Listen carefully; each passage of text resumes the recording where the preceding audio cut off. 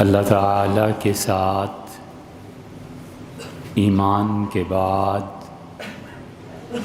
دو چیزیں ہر مومن کے لیے وابستہ ہیں۔ ایک اللہ کی عبادت ہے اور ایک اللہ کی اطاعت ہے۔ اللہ کی عبادت کا مطلب یہ ہے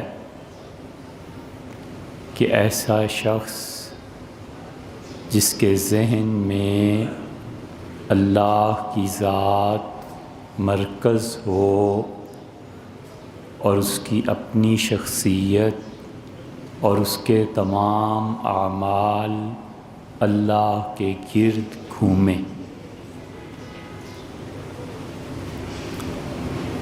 اور ایک درجہ اطاعت کا ہے، وہ آئندہ بات کریں گے، لیکن اللہ کی عبادت ایسی چیز ہے جو اللہ کے ہاں مطلوب ہے۔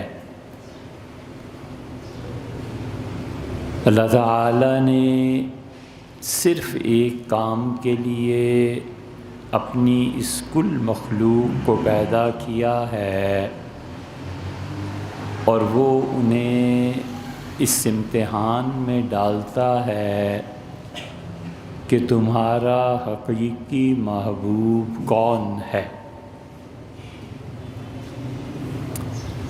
اگر حقیقت میں محبت اللہ کے علاوہ کسی اور سے ہے تو اس انسان کی کوئی حیثیت نہیں ہے،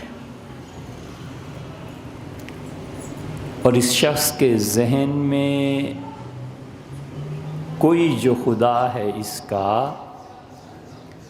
کا خوف نہیں ہے، تو اس نے جس معبود کی پرستش کرنی ہے اور جس کو اللہ ماننا ہے وہ اللہ کہیں نہیں ہے۔ بس سیدھی سادی بات یہ ہے کہ اس میں اپنی طرف سے نیاز مندی کتنی ہے، اپنی طرف سے محبت کا اظہار کتنا ہے، اپنی طرف سے اس کے نام کا جپنا کتنا ہے، اپنی طرف سے اس کے ساتھ محبت کے لوازمات پورے کرنے کتنے ہیں، اور پھر دوسری چیز کہ جس کو اس نے اپنا خدا بنایا ہے اس کا خوف کتنا ہے۔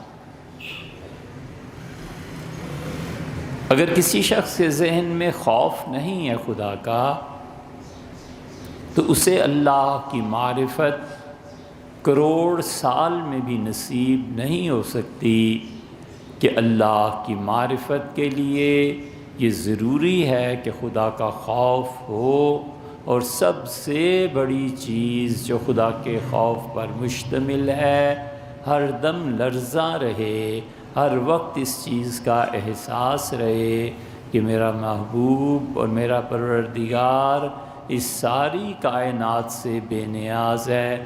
کچھ پتہ نہیں ہے کہ جو کچھ میں عبادت سمجھ کر رہا ہوں اس سے وہ راضی ہیں یا خوش ہیں۔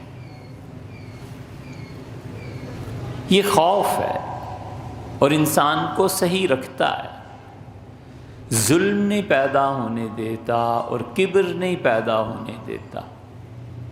آدمی جو ظلم کرتا ہے وہ حقیقت میں اللہ کی راہ سے بھٹکا ہوا ہے، اور حقیقت میں وہ گمراہ ہے۔